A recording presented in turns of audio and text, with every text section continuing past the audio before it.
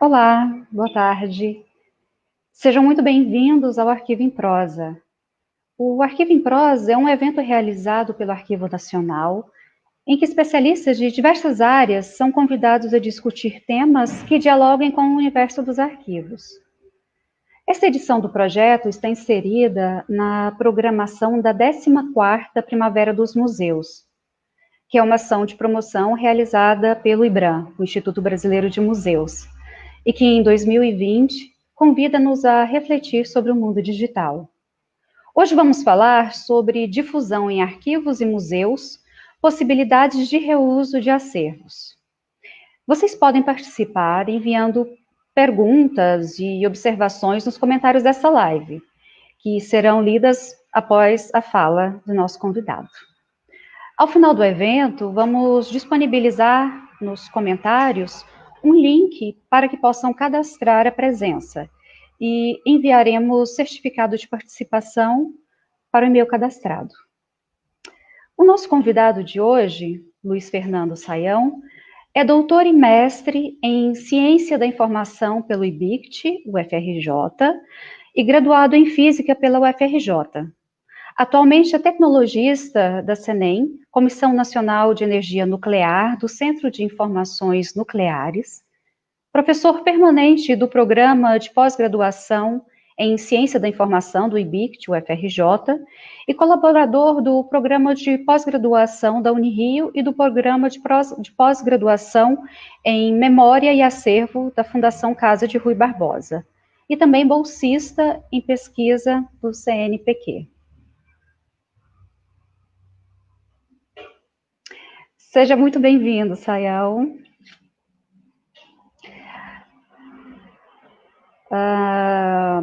Saião, eu peço para você ligar o seu microfone, que a gente não está te escutando.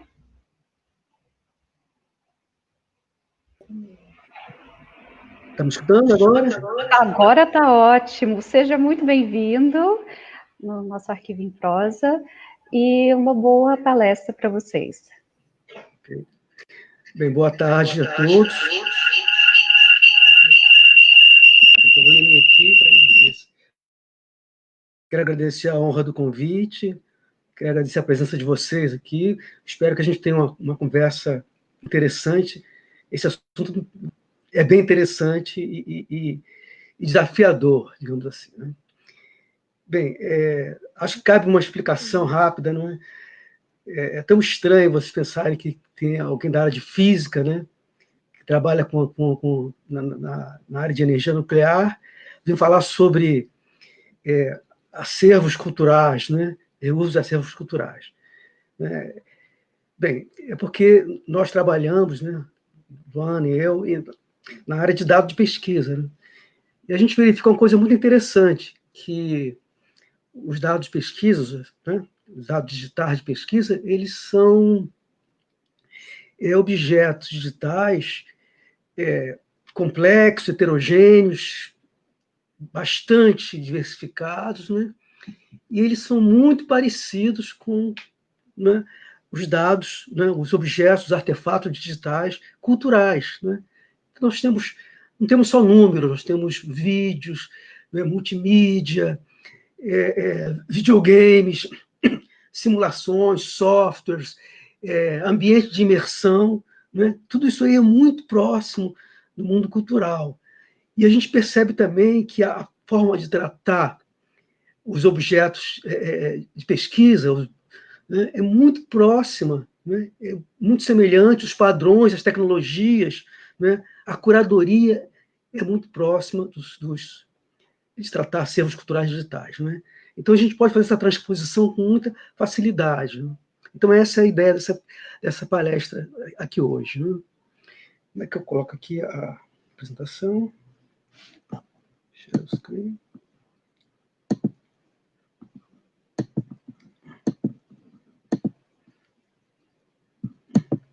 Só um minuto.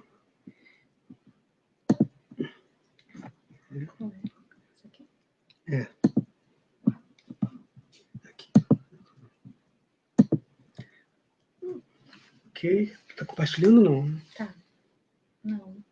Não, tá sim, tá sim. Vocês estão vendo a tela da apresentação? Não está vendo, não está.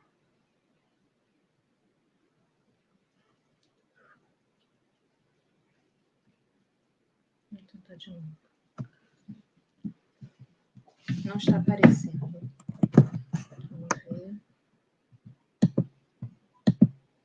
ver.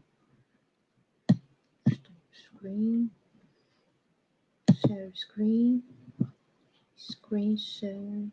Não, continua todos não. Share screen. Onde está? Aqui. Screen.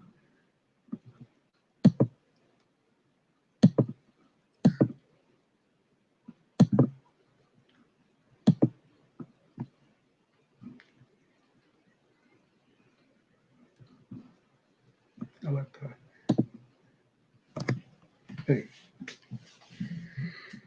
Então, a ideia é a gente pensar, né, em novas interpretações, né, reuso, ressignificação, recriação dos acervos culturais que nós estamos digitalizando. Né?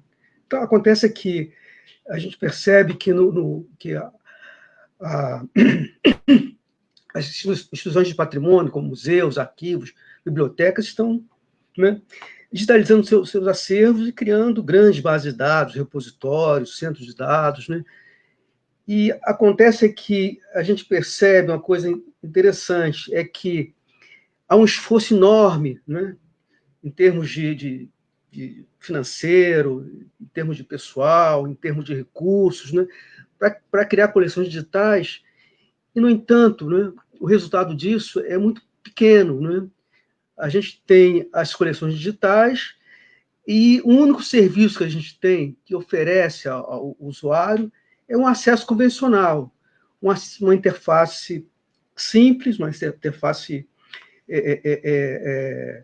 com pouca sofisticação, digamos assim, com pouca tecnologia, com pouca personalização, né, que acessa esse acervo, né, digitalizado.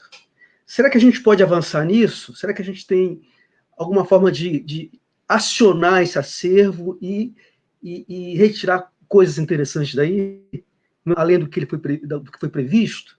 Então, nessa direção, né, a gente pensa o seguinte, que só armazenar, né, esses acervos digitais não forma memória, não transmite conhecimento. Né? Então, a gente não quer só armazenar, a gente quer ativar esse acervo. Né? O armazenamento de informação não é memória, não transmite conhecimento, inicialmente. Né? Para isso são necessárias ações intencionais que ativem a potencialidade dos acervos digitalizados. Isso é, a gente precisa de intenção. Né? Ele não vai atingir o público inicialmente. A gente precisa de uma intenção. Né? Então, a gente vai lá pegar um recurso lá da ciência. Né? Então, assim, quando a gente mede alguma coisa, quando a gente observa alguma coisa com instrumento científico, né, ele recupera, o instrumento recupera um dado bruto, né, uma coleção de 0 e 1s, que é o objeto digitalizado, é o dado digitalizado. Esse dado digitalizado, bruto, ele tem pouca utilidade. Ele só tem utilidade para as pessoas especializadas, que estão ali próximas da experiência, do laboratório, do instrumento. Né? E para que ele seja verdadeiramente útil para muita gente, para outros pesquisadores, ele precisa de um grau de processamento, várias etapas de processamento, né? E aí ele se torna gráficos, modelos, visualização, simulação, estatística, se torna publicação, e muitas, né, um público muito maior, uma audiência muito maior pode usufruir daquele conhecimento. Né? Então, a ideia aqui é exatamente essa. Né? Quando a gente digitaliza um acervo, a gente produz artefatos digitais brutos. Né? Brutos. Esses artefatos digitais brutos, né, eles têm um uso pré-definido e especializado. Somente um pesquisador ou um profissional próximo a esse documento, a essa imagem, a esse objeto tridimensional, não é, pode usufruir, não é, do conhecimento implícito que está ali. Então, essa informação bruta tem muito conhecimento mas ela só é transmitida para as pessoas mais próximas, as pessoas especializadas. Seria legal se a gente pudesse ativar esse conhecimento e reinterpretá-lo para outras audiências, né? Para outras audiências. Isso é, recriar, reinterpretar, ressignificar, reinventar esse artefato bruto através de tecnologia, de representação, como metadados, né? Através de contextualização, né? E oferecer isso para outras audiências, né? Mas perceber que essas outras audiências vão fazer usos criativos inesperados desse acervo ativado pela curadoria digital, né?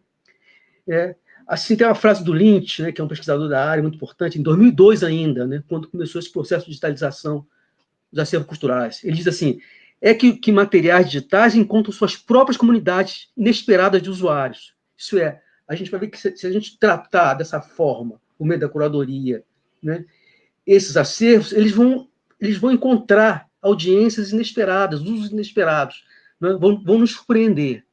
Essa é a ideia. É pegar os artefatos digitais brutos, que saem da digitalização, dar um tratamento, né, por meio de metadados, por meio de tecnologia digital, por meio de padrões, né, e oferecer isso a uma audiência muito maior, né?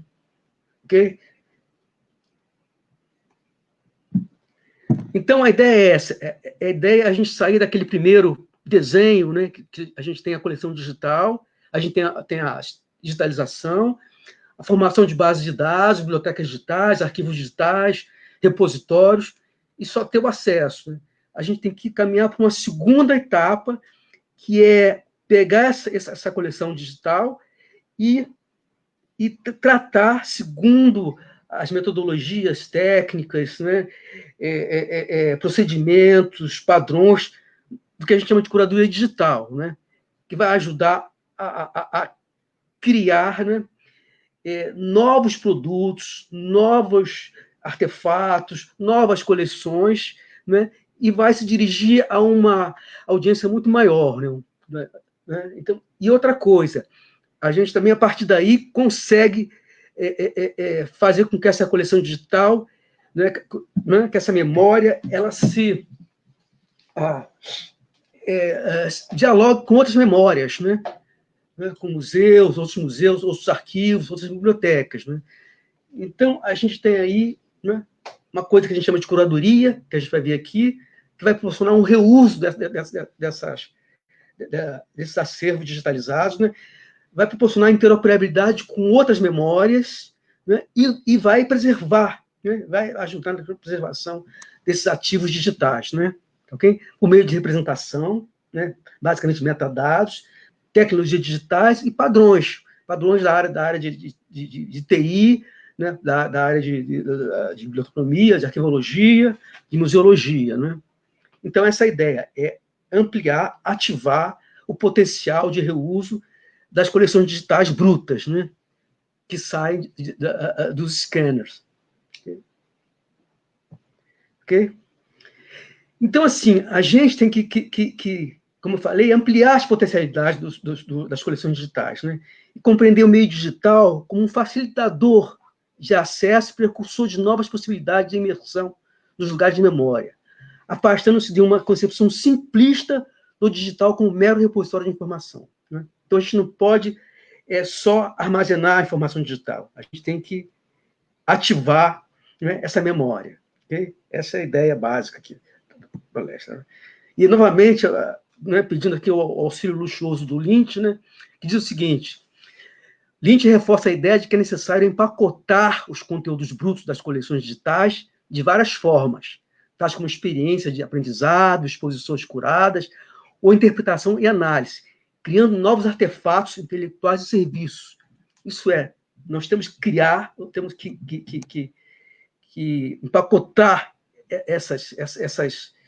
esses ativos brutos, né? esses objetos digitais brutos, e criar novos artefatos intelectuais e serviços, e criar um diálogo com uma audiência muito maior, né? Como consequência disso. Okay? Então, assim, por que a gente digitaliza? Primeira coisa, o acesso, como eu falei a vocês. O acesso é a coisa mais direta, né? Mas muitas instituições, né, digitalizam também para poder apoiar a gestão do acervo físico, né? Então, a digitalização apoia a documentação, a conservação, a restauração, a segurança, né, dá apoio à publicação, e assim né, ao marketing, à memória, à mídia eletrônica. Né? Então, você usa, né, os acervos digitais para apoiar, né, a gestão, a administração, né, dos acervos físicos. Né? Essa é uma forma. Né?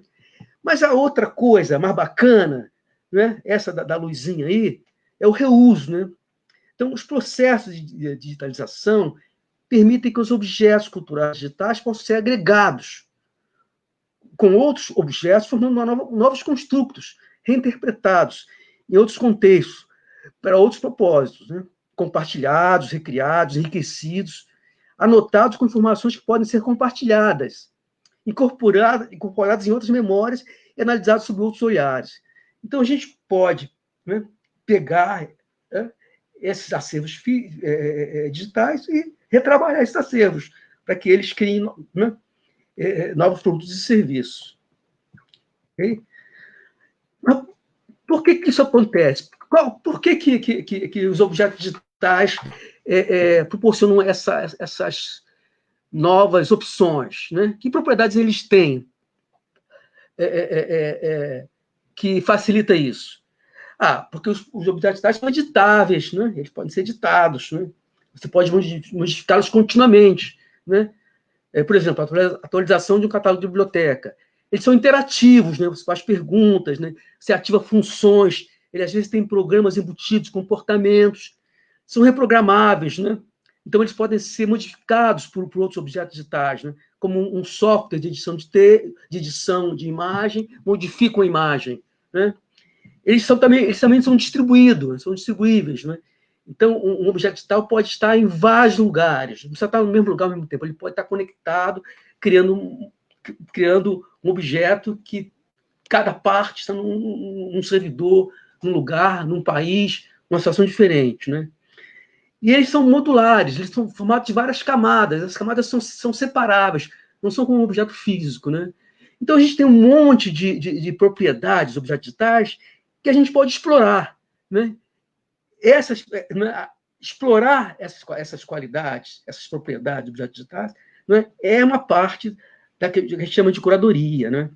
Então, assim, eu fiz um desenho aqui que é o seguinte: a gente tem um objeto aqui, uma escultura, né, e ela é digitalizada em 3D, e essa escultura, né, o original é feito de átomos e moléculas, né? A materialidade dele é átomo e molécula, ele é autocontido e suporte fixo. Então, esse objeto ele pode ser preservado, conservado, ele pode estar numa vitrine, mas o seu representante digital, que tem uma materialidade diferente, formado por bits e bytes, né, que né, torna ele diferente do seu original físico, né, ele guarda essas propriedades que eu falei anteriormente, né? Ele é editável, interativo, aberto, reprogramável, distribuído, conectável. Caramba, então eu posso guardar meu objeto original e retrabalhar, né, a minha criatividade, segundo a demanda, fazer novas formas de agregação, de apresentação, de contextualização e interpretação desses objetos digitais, né, desses representantes digitais de um original físico, né, porque ele tem as propriedades, né, dos objetos digitais. Né, ok? Essa é a coisa mais importante, esse é o fundamento do trabalho. Né, ok? Evidentemente que, além dele ter essas qualidades, eles têm outras dificuldades. Por exemplo, a preservação é de outra maneira. A preservação exige outros recursos, outros padrões, outras expertises, né? Mas, de qualquer maneira, a gente pode retrabalhar, recompor, né? Distribuir, né? Editar esses objetos digitais. Né? Ok? Essa é a essência do reuso. Né? Tá? Então, assim, mas quem vai ativar isso, quem vai trabalhar esses objetos digitais, culturais, é o que a gente chama de curadoria digital. Curadoria, para o pessoal da área cultural, é um termo bastante conhecido, né? Só que a gente junta aí o digital, ok? Então, assim, a curadoria que é seleção, cuidado e preservação de coleções de objetos de arte estáveis, como pintura, escultura, livros, e manuscritos raros e únicos, espécies naturais e físicos importantes, e outros artefatos considerados de valor cultural ou científico. Né? Então, a curadoria basicamente faz isso, né? Revela, né, propriedades e qualidades e interpreta esses objetos. Né? Agora, a curadoria digital, né, difere em termos de significado e amplitude conceitual da curadoria, como ela vem sendo empreendida ao longo do tempo. Entretanto, a curadoria digital mostra algumas continuidades, né, alguma continuidade com as práticas tradicionais de curadoria. Né? Então, a gente tem uma relação próxima da curadoria com a curadoria digital. Por quê? Independente de uma coleção ser construída de objetos físicos ou digitais, né, ou seja, de átomos e moléculas, de bits e bytes, um curador deve avaliar seu valor e relevância para a comunidade de usuários reais e potenciais, determinar a necessidade de preservação, documentar a origem e autenticidade, descrever, registrar, catalogar seu conteúdo, providenciar armazenamento e preservação de longo prazo, proporcionar um meio de acesso e uso para os conteúdos. Então, a gente está muito próximo, há uma conexão entre a curadoria, tradicionalmente conhecida, né, tradicional, e a curadoria digital. Né? Então, assim, o que a gente quer na curadoria digital é, né, revelar, né, coisas que estão ocultas, né, contribui para a massificação do que estava resguardado, implícito, elitizado, né, e fornecer matéria-prima para novos construtos e interpretações. O nosso objetivo aqui é esse, fornecer matéria-prima para novos construtos e interpretações. Né? Então, assim, para resumir, a curadoria digital é algo desse tipo, né? Ela oferece um arcabouço prático e conceitual que permite a elaboração de fluxo de trabalho voltado para uma gestão dinâmica. Isso é, a gestão da curadoria é dinâmica, ela é atenta, ela é oportuna, né, de coleções digitais. Né? São metodologias de acervos digitais, que podem ser aplicados aos acervos digitais culturais e científicos. Olha, da mesma maneira, né? E adiciona valor a esses acervos, ampliando seu potencial de reuso e de concepção e desenvolvimento. Né? E, né, ela se preocupa com o reuso de agora e no futuro. Né? Serviços online inovadores, espaços de interação, novos produtos. E o reuso tem que romper essa barreira, né? Aquela barreira autocontida lá dos acervos brutos, né? Dos acervos físicos. Né? Então, o reuso de objetos, artefatos digitais, né? Ele rompe essa barreira física e rompe a barreira das possibilidades, das impossibilidades de reinterpretação. Né? Então, assim, a gente tem que considerar os objetos digitais como matéria-prima para empacotamento, ressignificação, reinterpretação e agregação. A gente tem que pensar os acervos digitais como legos, que a gente pode compor, recompor coisas a partir daí, né? Recriar coisas. Né? Essa é a ideia. Né? E assim, mas como isso acontece? Né? Esse exemplo aqui eu sempre dou um exemplo muito interessante. Né?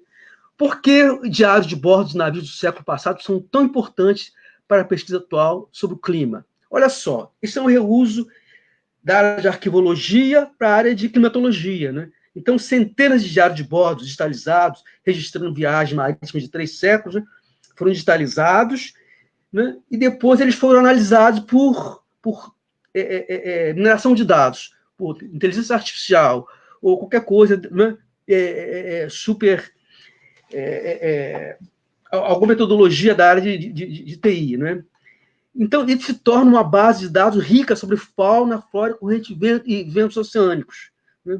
Então, a partir de documentos arquivísticos, você oferece esses documentos e, por meio de metodologias da área de TI, né, você consegue criar modelos climatológicos, né, a partir dos documentos arquivísticos. Então, você tem o reuso científico aí, né, e o reuso interdisciplinar, que é a coisa mais difícil que tem. Né? Então, o santo grau do reuso é você ter reusos interdisciplinares, é você reusar objetos digitais de uma área em outra. Né? Evidentemente que não é uma coisa fácil, mas é o ideal, é o santo grau do reuso. Né? Pulei aqui. Então, a gente pode pegar nosso acervo, nosso representante digital, né, e criar novas formas de reuso, né, novos artefatos, novos serviços, a partir das coleções digitais brutas. Né? Então, assim, a gente criou um modelo aqui, né? Então, a responsabilidade nossa aqui, né? Assim, possíveis reusos de acervos culturais digitais. Né? Então, a primeira coisa, assim, a coisa mais bacana é a recriação, né? Você recriar a partir da Mona Lisa, por exemplo, você recriar outras obras de arte, né? Isso parece uma coisa absurda, mas vocês vão ver aqui, aqui tem até a frase aqui do Salvador Dalí, não é? Quem não quer imitar nada, não produz nada, né? Você vê que aqui nós temos assim dezenas de recriações da Mona Lisa, né, por pintores famosos como Botero, Salvador Dalí, Banks, né, e muito mais aqui, né, e eles reinterpretaram a Mona Lisa. Né? Então, se a gente oferece os acervos, né, com licenças apropriadas, com qualidade, né, isso pode acontecer, né, isso pode ser feito, pode ser uma forma de diálogo com o acervo. Né? Essa, digamos assim, é a parte mais interessante, mais criativa, mais desafiadora, né, de se fazer. Né? Você, né, recriar obras de arte a partir do... Né? Né, a imitação como criação, né? A cópia como criação, né? A cópia é criativa. Né? Então, assim, Salvador Dalí nos dá respaldo a isso. Né? Okay? Bem, vou voltar aqui então. Né? Outra coisa são as agregações. Né? Agora vamos fazer coisas assim mais... Né? Que são agregações? É você conseguir juntar acervos de museus, bibliotecas, arquivos, né? E criar novas coleções. Né? Eu até vou ler aqui, olha. E a gente tem, né, criando coleções inéditas, né, a partir dessas agregações. Né?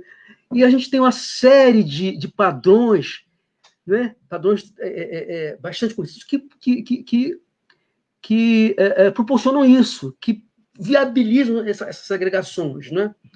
Tem lá os padrões da web semântica, o RDF, como é que é? Link Data, né? O IOR, o próprio OIPMH, esse protocolo que faz as bibliotecas que faz as bibliotecas digitais se interoperarem. Né? Então, a agregação é uma coisa super interessante e a gente caminha para isso, onde a gente tenha, né, uma integração sobre temas específicos, sobre situações específicas, de acervos de museus, bibliotecas e arquivos. Né? Bem, outra coisa super importante, não é? São os espaços colaborativos. Né? Isso é, os museus, os arquivos, as bibliotecas têm que criar espaço de diálogo, né, de intervenção para os seus usuários, né, em volta das suas coleções digitais. Né? Então, aqui, e essas intervenções críticas podem fazer parte do acervo, elas se tornam parte do acervo. E essa noção é uma atenção muito forte na área científica, em que um pesquisador faz anotação sobre uma coleção de dados digitais, e essa anotação dele começa a fazer parte da coleção. É uma contextualização importante. Né? Começa enriquece, contextualiza, né? e torna mais bacana a coleção. Então, as coleções têm que ter um espaço de colaboração em volta, que pode ser uma rede social, pode ser um software específico, né? Tá? E essas agregações, e esse espaço colaborativo, né, vai se transformando, né? E assim, enfatizo isso, né? As intervenções, o diálogo, né? Se tornam parte do acervo, né? Então você tem acervos em que o usuário ele mesmo cria, ele colabora com a coleção, né? Ele colabora em termos de conteúdo, mas também em termos de indexação, de representação, né? E ele próprio pode criar a sua coleção, a coleção pessoal baseada nessa coleção, contribuir. Então, é um espaço de diálogo que digamos assim, assumido, né, pela instituição de patrimônio, né? Outra coisa muito importante, né, que a gente chama de curadoria online, não tem a ver, não é curadoria digital, curadoria online em que os detentores, né, desses acervos, eles oferecem, convidam curadores, né, para criarem exposições, agregarem as coleções com outras coleções, né, e criarem novas visões de situações, né? Essa curadoria online é uma coisa, né, isso pode ser feito por software aplicativo ou o próprio usuário comum, um cidadão comum, poder também fazer a sua própria coleção e deixá-la disponível no site da instituição, né? Então, a gente tem coisas muito interessantes a fazer. Na educação, isso também é importante, né? Porque, apesar da gente ter muito acervo digitalizado, poucos acervos, poucas coleções são usadas no ensino à distância, por exemplo, né? Então, a ideia é você criar, as instituições criarem aplicativo para você gerar aulas, por exemplo, gerar exposições, né? E essas aulas podem ser geradas por professores, né? E depois poder ser armazenado em bancos de dados e se tornarem parte do acervo da instituição, né? Então, a educação, né, usa pouco, eu diria assim, a educação à distância, né, usa pouco os acervos das bibliotecas digitais, dos museus, dos arquivos, né? É um negócio interessante, né? Porque você tem tudo bem organizado, mas isso não se torna uma aula, né? É legal se você tivesse aplicativos, softwares que agregassem acervos e formassem, criassem aulas, por exemplo. Né? Da mesma maneira que você criaria uma exposição. Okay? Bem, pesquisa científica, né? Como, vocês viram lá que o exemplo do reuso dos acervos digitais, né? Do diário de bordo. Né? Aquilo ali é uma aplicação para pesquisa científica. Né? Então, esse acervo também tem que tratar seu prejuízo para a ciência, né? Para a ciência, para pesquisa interdisciplinar. Né? A gente também tem, né, os aplicativos computacionais, né? Aplicativos que você pode ter videogames, pode ter guias, pode ter um monte de coisa, pode ter forma de você interagir com esses acervos por aplicativos computacionais. Né? E outra coisa importante é que esses acervos têm que estar disponíveis não só para pessoas, mas por máquinas, para computadores. Né? Então, você tem que ter interface para os computadores que vão reutilizar, né? Que vão se apropriar desses dados e criarem novas formulações. Né? Okay? E a coisa que a gente mais conhece são os serviços comerciais. Né? Você oferecer, né, o seu acervo, né? Transformar os acervos em produtos comerciais. Né? A gente vê isso muito nos museus, mas às vezes tem coisas muito sofisticadas. Né? Então, aqui, eu vou dar, para terminar, aqui eu vou dar uns exemplos aqui. Né? Então, esse aqui já passou, né? Isso aqui é lá do RISC, né? Que tem um prêmio anual, né? De recriação do acervo, né? E de uso para moda, para carro, para design, né? Para muita coisa. Tem um concurso muito legal, né, aberto, né? E que quem vota é o público, aí o público é que vota, né? Eu, por exemplo, recebi a mensagem do RISC para eu votar aqui no prêmio de 2020. Né? Então, isso também cria uma participação, né? Um comprometimento do público com a reinvenção do acervo. Né? Okay? Aqui é o prêmio de... Né? É a premiação de 2020, né? Que está acontecendo ainda. Né? Okay? Né? Então, as pessoas recriam coisas do acervo, né, em termos de design, em termos de decoração, ou reinterpretam uma pintura. É muito interessante isso. Né?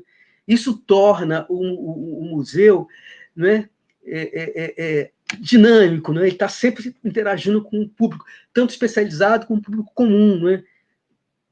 Okay? Então, para isso, ele disponibiliza 600 mil imagens de alta resolução, né?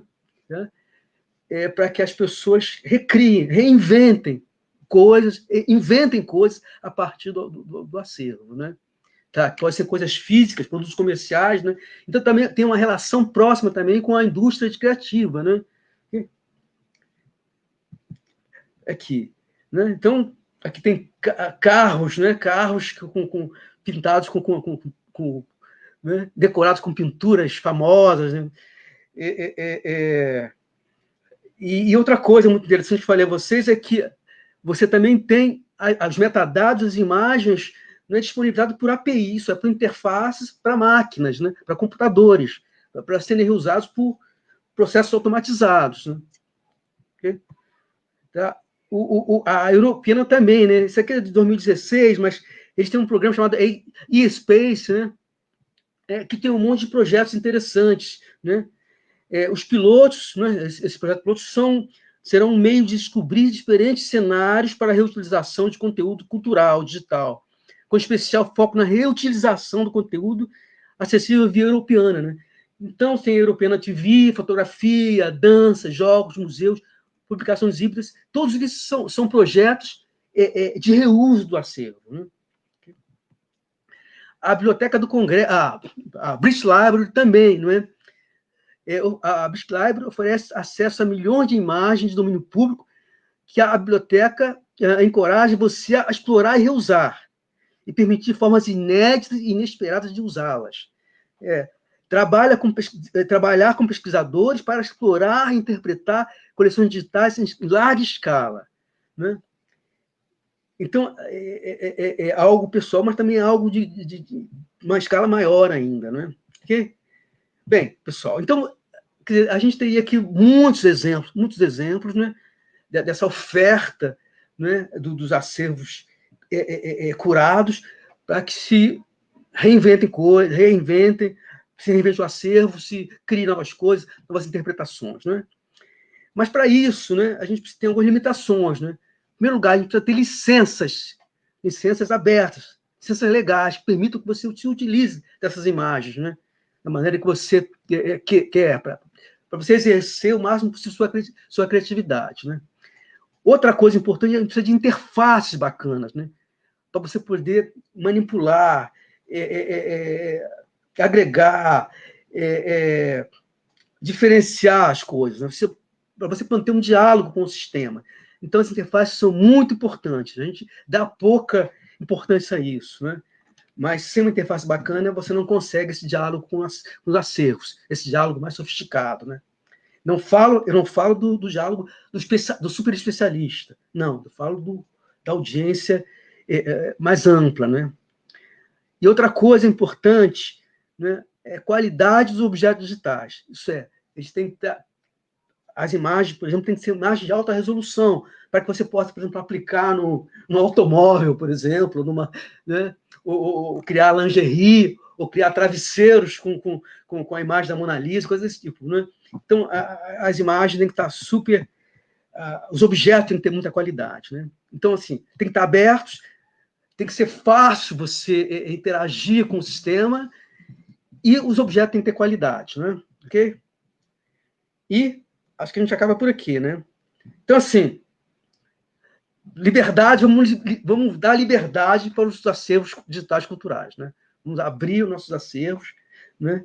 Com padrões, tecnologias e metadados, por exemplo, né? Ok? Acabei por aqui, né? Acho que aqui eu reuso aqui uma imagem do Banksy para terminar. Muito obrigada, Sayão. Foi muito bom ouvir a sua fala e essas ideias sobre reuso. Eu gostaria agora de chamar a Luana Salles para fazer a mediação das perguntas.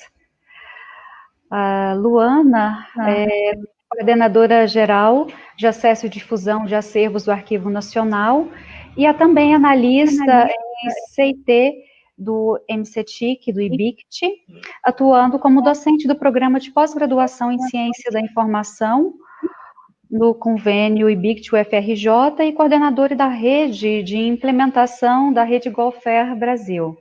Seja bem-vinda, Luana. Obrigada.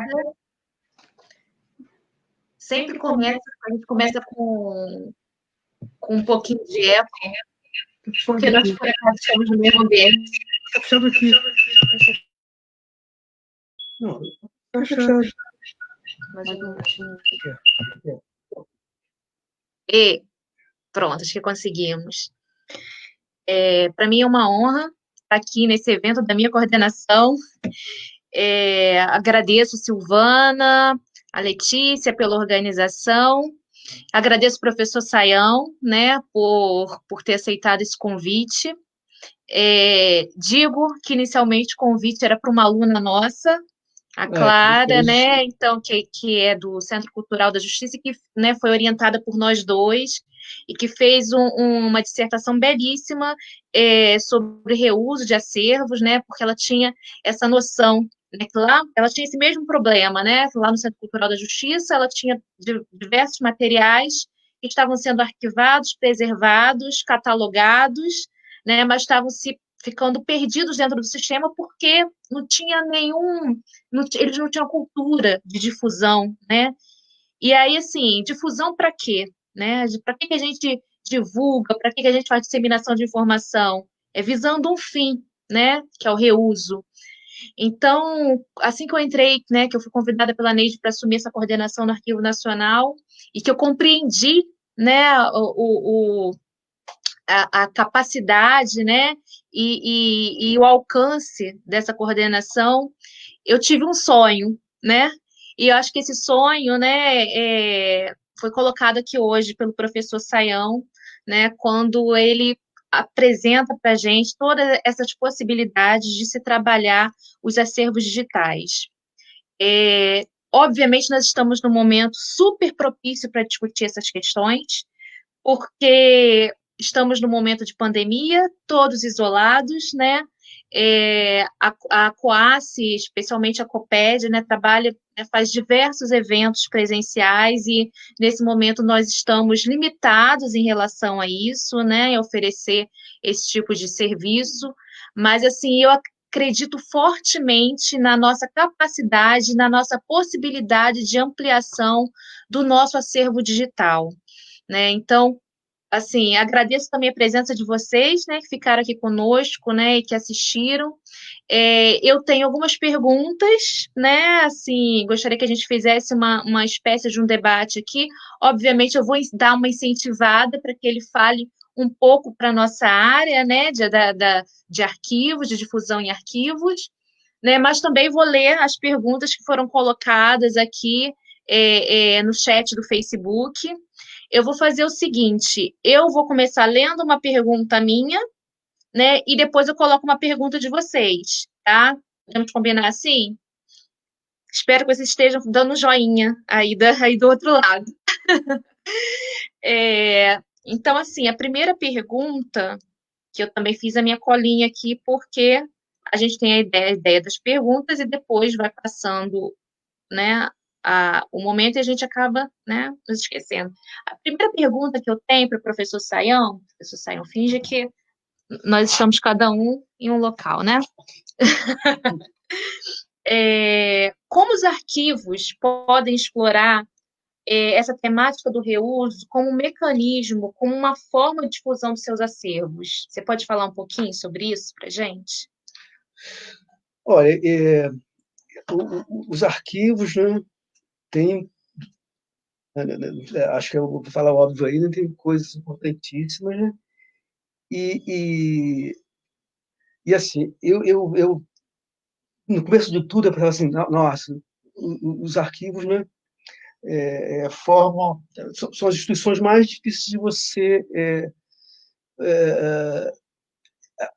são instituições que não tinha muito essa perspectiva, né, do usuário, digamos assim, diversificado, né? Agora, eu estou começando a entender que essa coisa que é um pouco preconceito meu, né, está se diluindo. Eu vejo hoje que mundialmente, que os arquivos estão interessados em abrir os seus acervos para as novas tecnologias. Assim, não estão se orientando. Na verdade, você tem uma orientação, por exemplo, por documentos, por dossiês, né? E hoje eu vejo que a situação começa a mudar e os arquivos começam a perceber que pode haver uma orientação, por exemplo, por informação, por dados, né? Podem ser conectados a outros acervos. Eu vejo que a gente caminha nessa direção. Você tem uma minissérie da TV Globo, por exemplo, né? Uma minissérie histórica em que você acessa essa minissérie, acessa os dados, os objetos que estão no museu, acessa os documentos que estão no arquivo, acessa a bibliografia que está na biblioteca, criando uma ecologia de dados em torno de um assunto, de um tema. Então, eu vejo que os arquivos hoje estão predispostos digamos assim, a estruturarem seus acervos em torno de uma web mais avançada, mais dinâmica. Isso tem como perspectiva um público que não é um público, digamos, que está atrás da informação arquivística, mas um público que está atrás de uma integração de informação, de uma ecologia de informação. Não sei se eu me fiz compreender, né? Não, eu acho que é isso mesmo, né? Quando eu cheguei no Arquivo Nacional e eu tomei, né, conhecimento dessa área, né, que eu iria trabalhar, eu percebi assim o quanto eles eram criativos, né, para a criação de para a criação de serviços em cima dos acervos do Arquivo Nacional. Mas ao mesmo tempo eu vi assim que eu ainda enxergava uma limitação que era própria, né? Porque naquele momento a gente tinha muito mais a visita presencial, estava com mais foco nisso do que no ambiente virtual, mas agora a gente tem essa nova necessidade, né? E a partir dessa grande digitalização, nós ainda temos uma parcela pequena, obviamente, né? Porque o conjunto de documentos, né, o tamanho do acervo do Arquivo Nacional é muito grande, mas, assim, esse número vem aumentando progressivamente, né? E aí, assim, digitalizar para quê? Né? Eu sempre coloco essa pergunta, né? A gente digitaliza para preservar? Também, né? Mas, assim, acho que a ideia principal, né, da digitalização deve ser, assim, melhorar o alcance ao usuário, né? E uma maneira que a gente tem de ampliar esse alcance ao usuário é disponibilizando esse acervo, né? Não apenas através de uma base onde a pessoa tem o acesso via dossiês, via coleções, mas também dando outras formas de acesso, outras formas mais criativas, né? Por exemplo, através das exposições virtuais, né? Mas a gente vai fazer exposição virtual, como que a gente vai fazer exposição virtual usando só o acervo do Arquivo Nacional?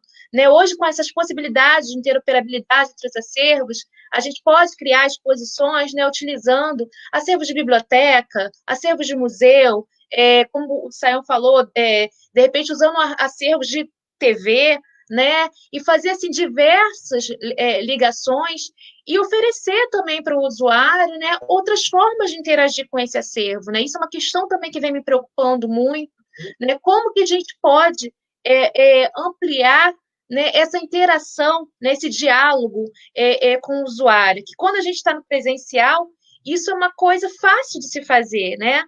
Agora, quando a gente vem para o mundo digital, né, como que eu posso trazer esse usuário para dentro do arquivo sem que ele esteja fisicamente dentro do arquivo? Então, o professor Sayão colocou aqui diversos exemplos interessantes, né? Desde o exemplo do concurso lá do RISC até o exemplo das curadorias online, né, onde a gente, além de expor o nosso acervo, né, através de uma exposição virtual, a gente convida o usuário a criar suas próprias coleções, né, e a criar comentários, a criar anotações em cima disso, né, e a expor também aquilo que ele tem como material. Então, quer falar? Não, eu queria falar uma coisa interessante que eu esqueci de falar, que eu acho muito importante, é que esses serviços de reuso, né, eles aumentam muito. Todo museu que oferece isso tem muita audiência física. Então, você oferece o serviço, porque eu não gosto de falar de virtual, eu detesto essa palavra. Você oferece serviços digitais, né? E esses serviços digitais, né, aumentam a audiência física, né, a presença física, as visitas presenciais. É um negócio muito interessante, isso aí está comprovado. Né? E agora vocês imaginam como é que é bacana um cara poder ter sua coleção, né, sua própria coleção no museu, né, disponível no museu. A sua coleção, digamos assim, familiar, por exemplo. Né? Né? E uma coisa interessante também, que eu posso falar aqui rapidinho, é que você fala, mas como uma fotografia minha pode ser uma coisa que pode ser reutilizada por outra pessoa, por um outro pesquisador? Tem muitos exemplos legais disso. Né? Por exemplo, fotografias familiares antigas que hoje são usadas para você entender a moda, né, o comportamento, a vida doméstica. Né? São fotografias pessoais, né? de anônimos, né? Que fazem parte desses acervos e se tornam, digamos assim, fontes de pesquisa. Né? É uma coisa interessante. Né? Então, eu vou passar para uma pergunta aqui do público, que foi a primeira logo que nós recebemos, né? Olha, não sei se você vai conseguir responder essa, hein? Como podemos, nós leigos, ajudar de alguma forma a manter os patrimônios históricos? Essa pergunta é difícil mesmo. Né? Olha, eu não sei responder essa pergunta. Né? Talvez a Luana possa responder. Né? Mas...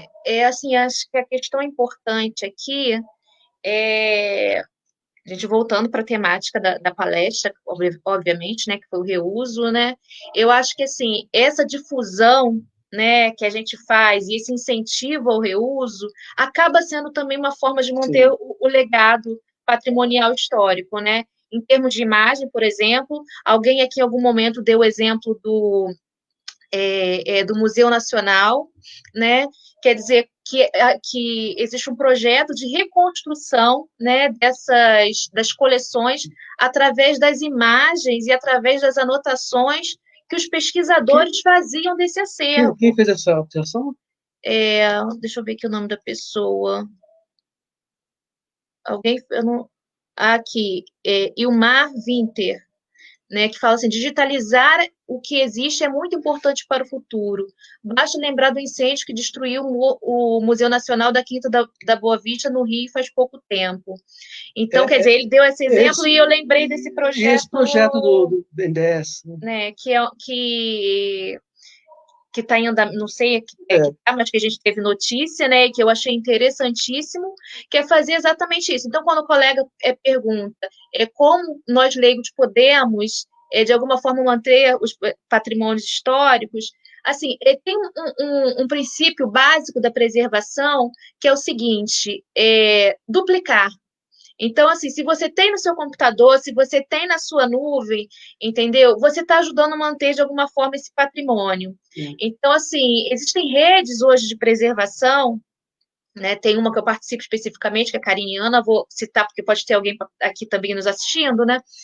Que trabalha exatamente com isso, né? Quer dizer, são as instituições que vão fazendo a preservação das outras instituições através da replicação, né, desse material. Então, assim, a partir do momento, né, que você consegue fazer essa interação junto com a gente, né, e armazenar de alguma forma, você tem várias maneiras, né? O próprio ato, por exemplo, de você entrar numa coleção, como hoje a British Library, né, que o Sion também apresentou hoje, né? Ela incentiva que as pessoas entrem e façam a sua própria indexação, o seu próprio tagueamento. Essa também é uma forma de preservar, né? Atribuição de metadado, que é um outro aspecto da preservação. Então, assim, existem diversas maneiras, né? Fazendo o próprio reuso, né? Se existe essa possibilidade, né? Dentro das instituições, a instituição te oferece essa possibilidade de reuso, de criar as coleções, qualquer tipo de interação que você faça com esse acervo, de uma certa maneira, você está trabalhando para manter esse patrimônio digital preservado para o futuro. Boa resposta. Mas olha só, esse projeto qual o nome da pessoa? Ilma, né? Citou, né? É muito interessante, né? Porque eu participei das reuniões iniciais, né? Esse projeto assim, milhares de pesquisadores fotografaram, filmaram, representaram, desenharam, não é? Fizeram esquemas do acervo que foi destruído. Então, há uma possibilidade, né, de você reconstruir esse acervo, evidentemente que você vai construir de uma maneira, né, por meio de tecnologias digitais, né, esse acervo, por meio desses milhares, milhões de registros, né, pesquisadores, até pessoas comuns fizeram, né? E assim, evidentemente que uma forma de compensar a falta, a presença do objeto original, né, da relíquia, né, é você fazer um monte de serviços em volta disso, né? Fazer um monte de serviços em volta desses acervos digitais que foram recuperados, né, a partir dos pesquisadores. Isso já foi feito em outra situação. Me parece que foi um incêndio na Alemanha, que o museu foi reconstruído, né, baseado nesses registros. Né? E aí você compensa, né, criando infinidade de serviços, né, de participação. Usando uma curadoria intensa. Né? Tá ok? Bom, eu já fiz, né, uma pergunta do grupo aqui do Facebook, então vou fazer a minha próxima pergunta. Olha, gente, eu acabei de sair de um evento, antes de entrar aqui no nosso, né, de um evento de lançamento de uma rede de implementação do Golfer Brasil, né? Eu venho trabalhando, né, como foi apresentado aqui também, desde 2018, sou coordenadora, desde antes de entrar no Arquivo Nacional, sou coordenadora da rede Golfer, né, que é uma rede que é um movimento internacional que vem advogando, né, que a aplicação de princípios, né, que a gente chama de FAIR, que na verdade é um acrônimo para dizer que a informação, os dados devem ser encontrados, acessados, interoperáveis e reusados, né? E aí, né, a pergunta que eu queria colocar aqui para o professor Sayão, né, com base nesses princípios que a gente vem conversando, eu como coordenadora do Golfer, ele também como representante do Golfer na área nuclear, na área de ciências nucleares, se ele acha que esses princípios FAIR podem ser aplicados também na gestão de acervos culturais. Olha, eu acredito que sim, porque, na verdade, tenho certeza que sim, porque, como eu falei você no começo, né, existe uma proximidade muito grande, né, entre os acervos culturais e os acervos científicos. Né? Todos eles usam, né, precisam do mesmo tipo de tratamento, precisam de mesmos padrões, tecnologias, cuidados. Né? Evidentemente que cada situação, né, cada área tem os seus requisitos. Por exemplo, eu acho que os dados, né, os acervos digitais na área de arquivos são mais sofisticados, porque você precisa de autenticidade, integridade, confiabilidade, todas aquelas restrições, características arquivísticas que são as mais sofisticadas. Né? Se você criar camadas de abstratas em torno dos digitais, as mais sofisticadas, as mais complexas, as mais difíceis de ser curadas são as características, as especificidades arquivísticas, né? Tanto é que você tem os dados observacionais, que são dados de eventos que acontecem uma vez só, né? E você tem que guardar para sempre, e esses dados são os mais difíceis de você preservar, de você curar, né?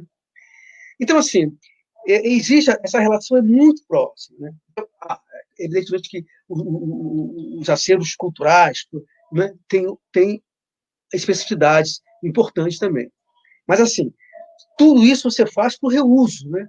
Por reuso.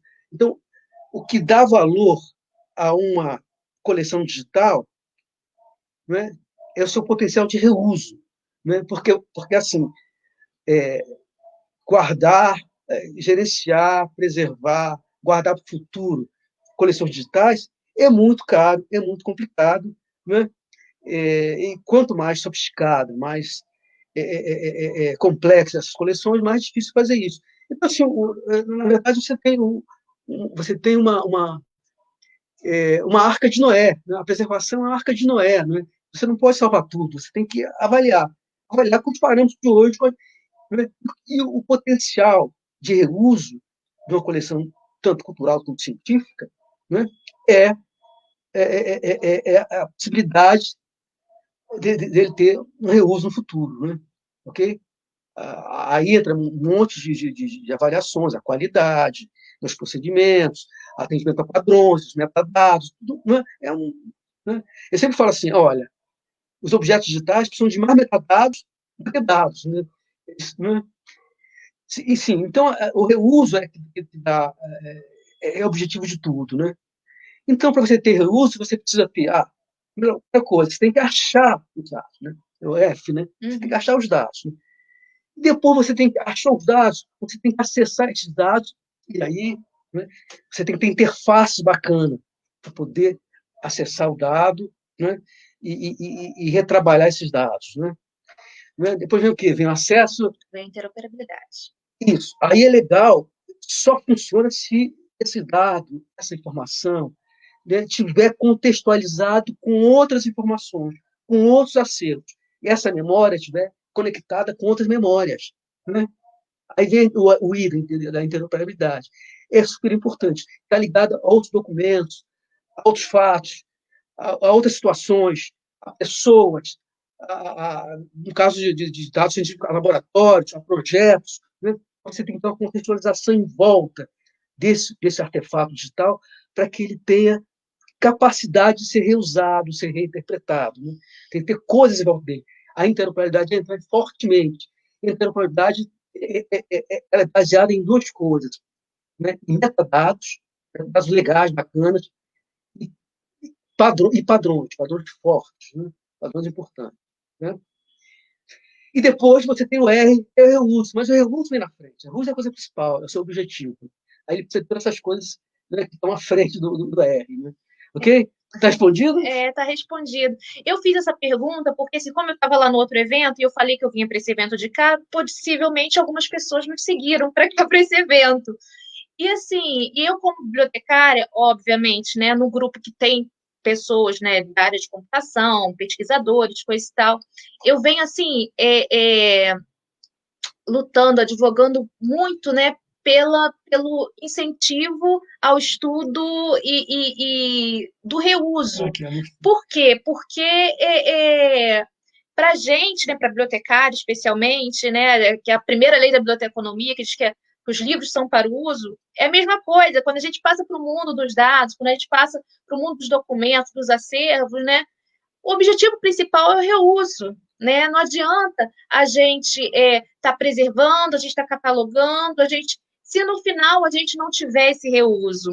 Então, assim, todas as outras coisas, cada vez mais eu começo a trabalhar de trás para frente, né? Os padrões de interoperabilidade, as formas de acesso, né? As formas de encontrar essa informação tem que ser visando aquele reuso que quer ser feito lá no final.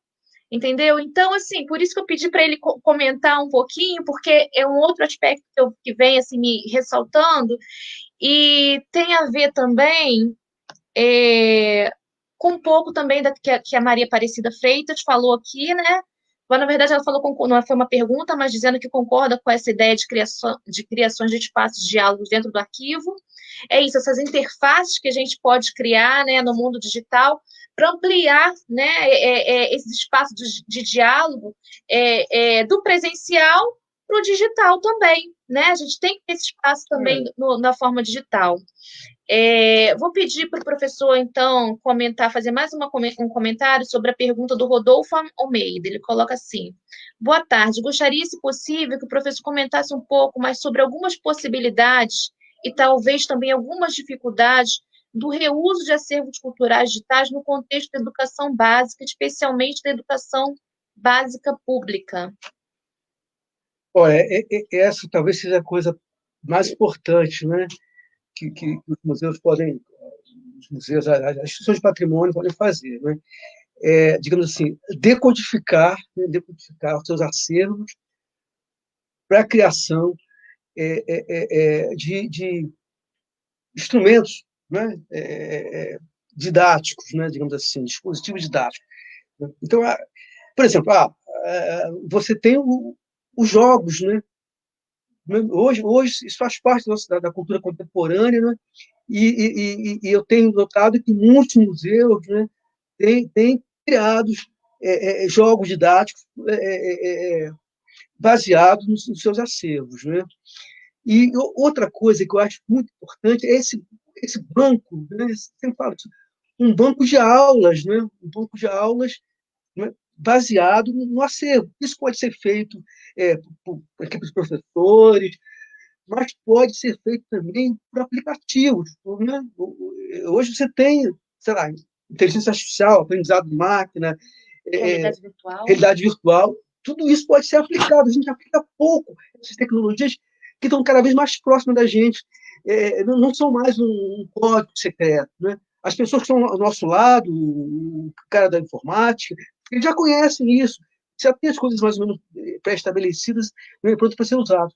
Então, a gente está usando pouca tecnologia, os acervos culturais eles estão sendo pouco usados para o ensino básico, né?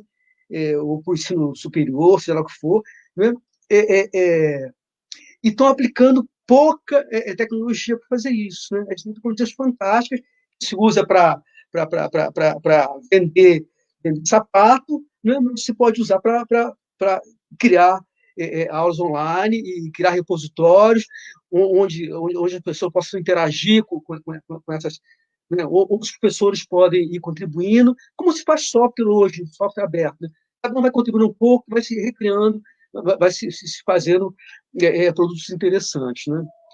Falta pouca, digamos assim, falta uma associação, né?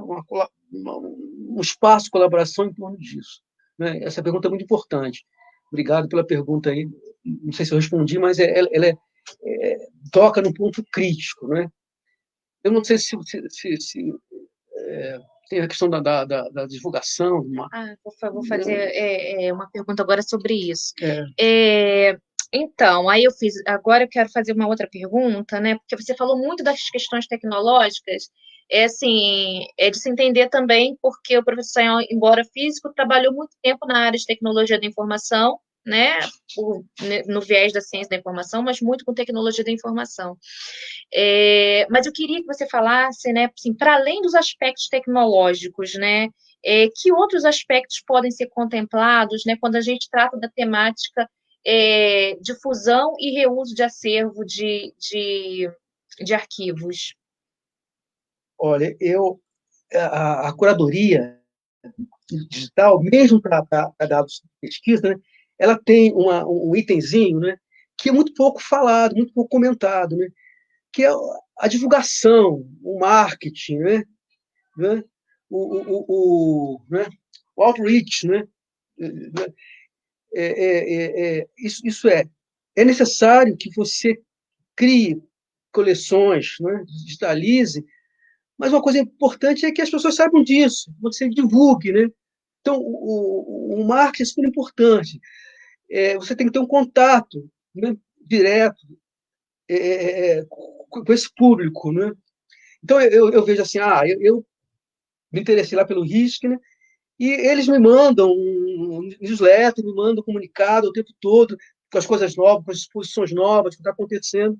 Então, assim, a gente precisa de um marketing de informação não diria agressivo, mas mais presente, não é? Então, essa é uma situação complicada. Outra situação complicada para isso é que todos que eu falei precisa de recursos, né? Precisa de dinheiro, né? E eu vejo que a gente está numa situação delicada nesse momento na área cultural, né? E nem sempre é possível, né? Nem sempre se compreende essa questão como uma questão importante, né? Mesmo quando a gente inclui o nível de educação aí, né? Então, obter recursos, né, do governo, iniciativa privada, dos mecenas, né, fica cada vez mais difícil. Né? Então, a gente tem a dificuldade, eu diria que a maior dificuldade é essa mesmo, né? As pessoas também terem expertise, aprender sobre isso, né? Conhecer as experiências, né? E começar do mais simples, talvez, né? Sabe? Mais simples. Acho que a gente tem um jeito de começar de uma maneira simples, com o que a gente tem, com o acervo que a gente tem. Né? Evidentemente que a gente não pode ter a sofisticação da BitLive, né?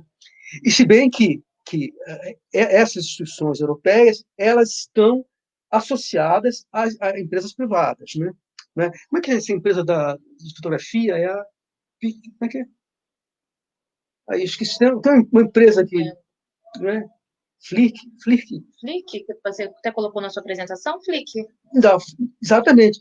Patrocina, é associada, né? Você associou a BitLive para poder criar esses projetos. Né? Então, assim, é complicado, né? Complicado. É uma hora complicada para a área cultural. Eu acho que estamos finalizando, né? Eu queria ler um comentário da coordenadora coordenadora geral de preservação, minha colega Luffy, está assistindo, vou deixar um likezinho para ela, que ela fez comentário justamente em relação ao projeto do Museu Nacional, porque a Luffy vem do Museu Nacional, né? Então, possivelmente tem conhecimento desse tópico muito melhor do que a gente. Aí ela coloca aqui: o projeto do Museu Nacional se chama Colheita e é uma iniciativa da Seção de Memória e Arquivo Histórico Semear com diversas instituições parceiras. Isso, Obrigada, Luffy, pela participação, pelo comentário. Ana Paula Silva, né, diz aqui que muitos arquivos não disponibilizam suas coleções em função de direitos autorais, outros porque cobram de seus consulentes a reprodução. Eu queria que você falasse um pouquinho sobre isso, pode falar? Olha, o que acontece é o seguinte, essa questão a gente sempre acha, as informações digitais não têm direitos associados, tal. Tem sim, não é? E assim, você só pode fazer reuso, mesmo na área científica também, né? Do que tem uma licença apropriada, né? Então, você não pode reproduzir um documento, uma imagem, um vídeo, ou interferir nisso, se a licença não for apropriada. Então, o reuso, né, na área cultural, mesmo na área científica, né, tem esse obstáculo. Né? A gente pensa assim, os objetos digitais científicos não têm direito autorais. Sim, se você coleta um monte de números, por exemplo, né, observa um fenômeno de coleta, informações, números, dados, esses dados não tem direito associado. Mas quando você coloca isso numa planilha, num banco de dados, modela isso, agrega, aí sim você cria um construto, um objeto intelectual que tem direitos autorais. Isso é muito complicado. Né? A preservação, por exemplo, também tem isso como obstáculo. Né? A preservação ela é baseada muito em cópia. Né? Então, é uma coisa complicada de se resolver. Né? Temos uma pergunta aqui da Maria Aparecida Freitas.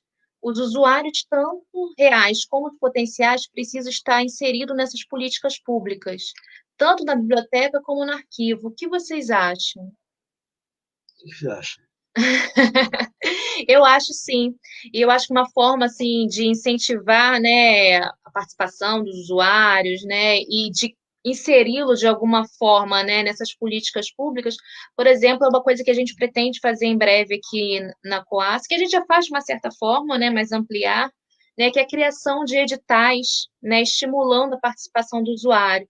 Basicamente, por exemplo, como esse que o Riscan, né, que o Sayão comentou aqui hoje mais cedo, faz, né? é, Você chegou a mostrar aquela imagem da pulseira? Não.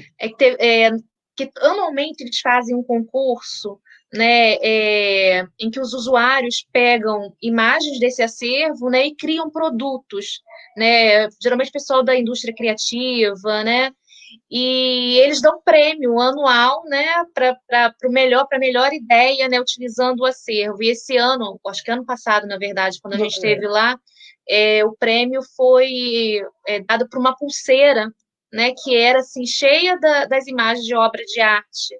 Você não tem a imagem aí para a gente mostrar, não tem?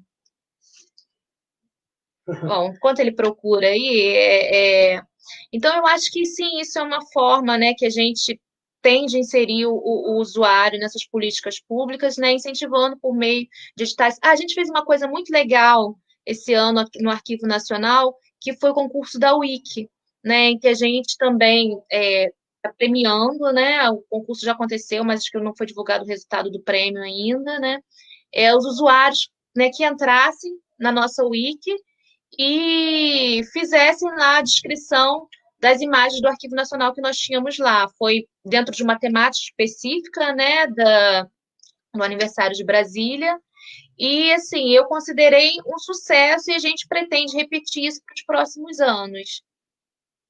Isso.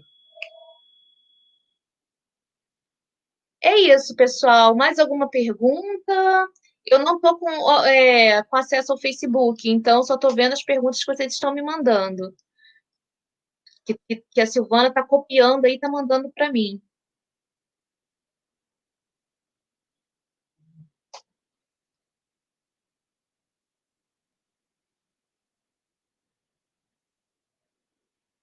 Se não tiver nenhuma pergunta, o Leonardo Fontes diz que uma possibilidade de inserção do usuário também é a descrição colaborativa.